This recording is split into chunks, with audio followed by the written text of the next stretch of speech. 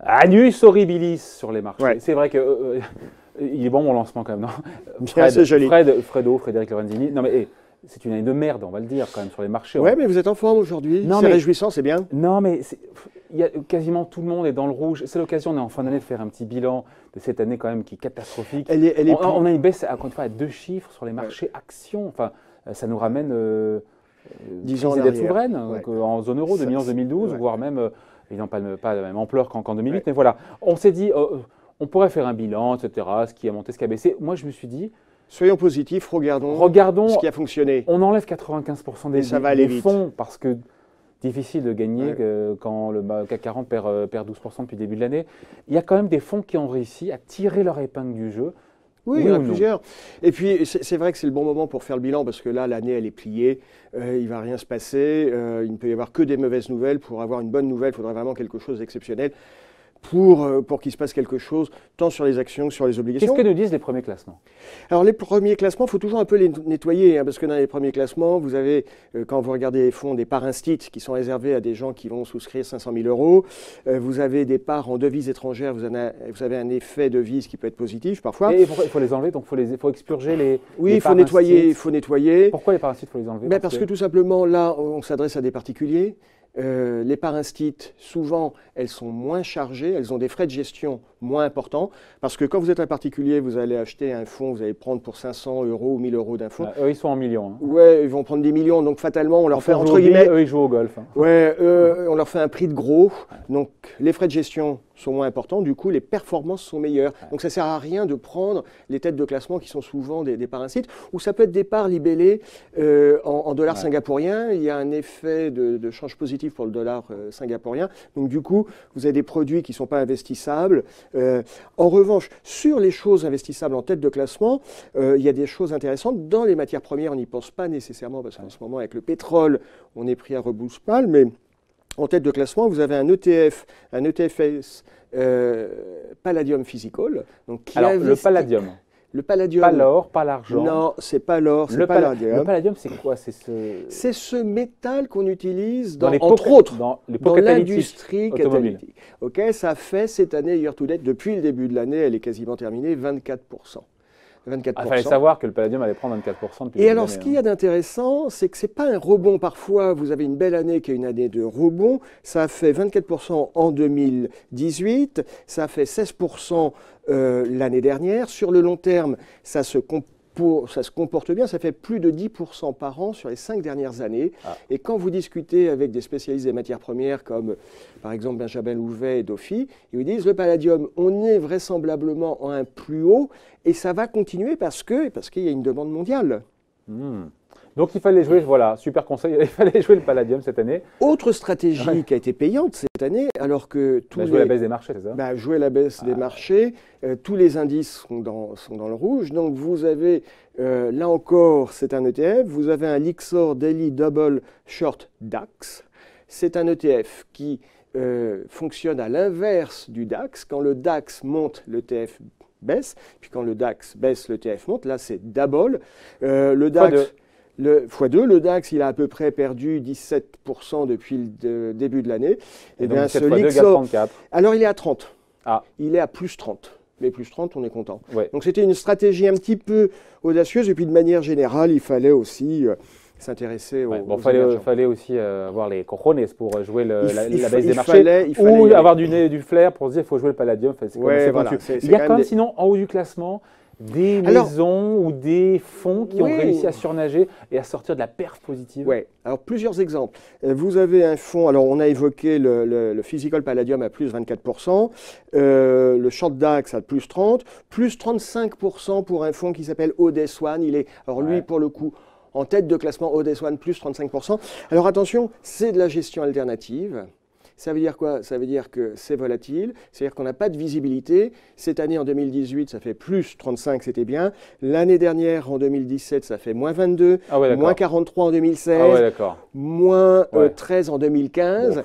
Donc, Mais c'est important de le souligner parce que parfois les investisseurs regardent dans le rétroviseur et se disent l'année prochaine, en 2019, je vais prendre le numéro 1 de 2018. Donc le numéro 1 de 2018, c'était plus 35, c'est ce ODES1. Attention, ce n'est pas nécessairement le fonds gagnant de 2018. Ouais. On est sur de la gestion alternative. Alors tout de suite derrière, un fonds dont on a déjà parlé, H2O Multibonds. Ouais. Tout le monde en pense du bien. Tout le monde en pense du bien. Alors, ce qu'il y a d'intéressant, multibonds, on est sur de la gestion obligataire, hein, multibonds. On sait que l'univers obligataire, c'est un univers très difficile à travailler. Sur cette année, ça fait plus 24%. Et comment ils ont fait pour plus faire de la 24% sur taux remonté sur 3 ans, ça fait 17% par an. Alors, H2O Multibond, ça joue de l'obligataire, ça joue les devises, et en fait, on est quasiment, à mon sens, c'est plus un fonds obligataire. C'est du hedge fund. On a des stratégies de couverture dans tous les sens. Quand vous regardez le bilan de ce fonds, vous avez ce qu'on appelle le hors-bilan, avec des positions sur les dérivés dans tous les sens. Alors pour le coup, c'est très audacieux. Et ça marche bien, pardon, ça marche très bien. 3 ans. Ça marche très bien. Mais il faut savoir qu'on n'est pas sur un fonds obligataire classique. Même s'il s'appelle Multibonds. Voilà. Multibonds. Sur les marchés émergents, on pouvait gagner un peu de sous? Alors c'est vrai qu'il y a toujours cette crainte des investisseurs, ils ont raison. Sur les marchés émergents, il y a du risque, il y a plein de risques, il y a des risques politiques, il y a le risque devise, il y a de la volatilité. Non, puis ça a beaucoup baissé les marchés émergents. Oui, alors ça a globalement beaucoup baissé, tout a baissé. Ah oui. Tout a baissé, donc il y a un moment. En revanche, individuellement, il y a des gérants qui ont réussi à tirer leur épingle du jeu. Je pense à plusieurs fonds, un fonds DWS Brazilian Equities, plus 11%. Donc le Brésil. Ouais. 11%. Mais il fallait vraiment être... En fait, 2018 a été une année de stock picking, de stock picker, de bond picker. C'est-à-dire, si on jouait la classe d'actifs dans son ensemble, on était mal, mais il fallait être très sélectif. Et ce DWS Brazilian Equities, c'est quand même 11%. Ok, 11% sur une année, vous parliez d'Anus Horribilis, c'est bien. D'autant plus que ça a un beau parcours. L'année dernière, en 2017, ça fait 20%, 59% en 2016. Mais attention, on est sur les marchés émergents, c'est-à-dire qu'on a de la volatilité, moins 40% en 2015. Ouais, okay. Donc là encore, ce sont des classes d'actifs à jouer quand on a le goût du risque. Un autre exemple sur les marchés émergents, un exemple que j'aime beaucoup, c'est un fonds Pictet qui a investi en Chine. Bon, la Chine, ça a baissé, mais tous les indices de Shanghai, ils ont tous baissé les indices. Alors, tout a baissé. Et il y a un GUS qui a réussi à être en positif. Hein. Oui, un fonds qui joue la Chine sur le marché obligataire et tenez-vous bien, en devise locale. Donc le Pictet China Bond local en devise locale, ben c'est 5%. Performance en euros, c'est 5%. C'est appréciable. Alors vous allez me dire, oui, mais c'est volatile. Oui, c'est vrai que c'est volatile, mais de toute façon, en 2013, si on voulait faire mieux que le livret A, il fallait prendre des risques et puis surtout, fallait sortir de ce qu'on appelle le mainstream, c'est-à-dire les grands indices, et il fallait trouver des gérants astucieux qui vont travailler des petites classes d'actifs discrètes. Et sinon, encore une fois, sur les actions, il y avait quand même des choses à faire malgré une année en rouge vif quand même. Oui, il y avait des choses à faire, mais comme on le disait, en sortant du mainstream, il fallait les fouiller. Plusieurs exemples. Le Fidelity Healthcare. C'est un fonds qui investit sur le secteur de la santé. Ça a fait en 2018, cette année, ça a fait 10%. Alors vous allez me dire, oui, mais globalement, la santé, c'est défensif. Oui, c'est vrai que globalement, la santé, c'est défensif. Mais ce gérant sur le fonds Fidelity FR a fait nettement mieux que ses homologues. Là encore, attention, quand on regarde le fonds, il ne faut pas uniquement regarder 2018, il faut regarder sur la durée. C'est un fonds qui a une certaine volatilité. Un autre exemple de fonds qui s'est bien comporté, c'est le Comgest Growth America. Ouais. Comgest, c'est une grosse boutique française. Ça a fait à peu près 8% sur l'année. Sur 5 ans, c'est environ 5% par an. Sur 5 ans. Okay. Et là, on est typiquement, et alors c'est risqué, vous allez me dire, mais on est sur une gestion de conviction, c'est-à-dire quand on regarde le portefeuille, les performances, sur longue période, c'est attractif, et quand on regarde le portefeuille, on a moins de 40 lignes.